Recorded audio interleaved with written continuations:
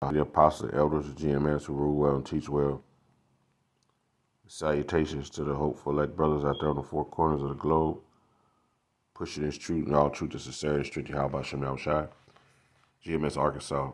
Isaiah 28:2. Behold, the Lord hath a mighty and strong one, which as a tempest of hell and a destroying storm, as a flood of mighty waters overflowing, shall cast down to the earth with his hand. This is the mighty hand of the Heavenly Father. These destructive weather patterns that we've been seeing. We just had the Ian that came through Florida, first time in 100 years it came through that side of Tampa.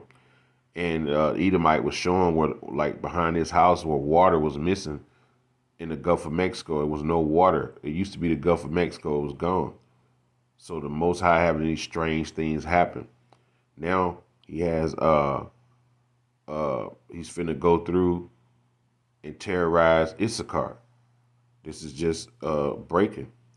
Okay, this Hurricane Erlene. Okay, or Orlean is coming through. You know, with a lot of intensity.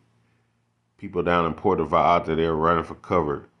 You know, building, putting up boards and everything, preparing. But you got a lot of they Jake. You see that? The Most High, he say he gonna visit the world that he made, man. He gonna be punishing you people. Okay? Mexico, yeah, it's wicked. They do a lot of wickedness down there, so it just, you know, serves them right, because the Lord is no respecter of person. So with that, I'm just gonna play this video and show you what's going on.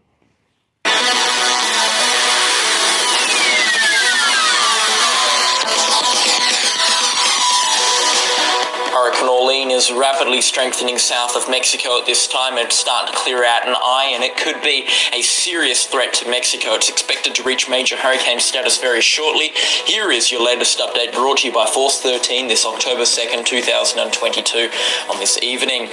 If you are brand new to the channel, please do consider subscribing, and if you do want to see more content like this, there's no better way than to do that. Also, click the join button and select a category that you'd like to intensify to get access to some exclusive perks, and tell us how we can improve in the comments section down below. But Hurricane Orlene, with winds of 110 miles per hour, it is a significant storm threat to Mexico, with hurricane warnings and watches currently in effect for parts of the Mexican coastline. So here is a look at Orlene on the forecast track map, actually expecting a peak intensity of 120 miles per hour as per the National Hurricane Center's forecast, before weakening will start to kick in due to an increase in wind shear. But currently Orlene, with winds of 110 miles an hour, their pressure of 967 millibars, moving north-northwest at 8 miles an hour, that is 7 knots at 9 p.m. Pacific Standard Time. This storm is a significant threat to the Mexican coastline, where we could be seeing a landfall on Mazatlan with winds of around 70 miles per hour in the next sort of...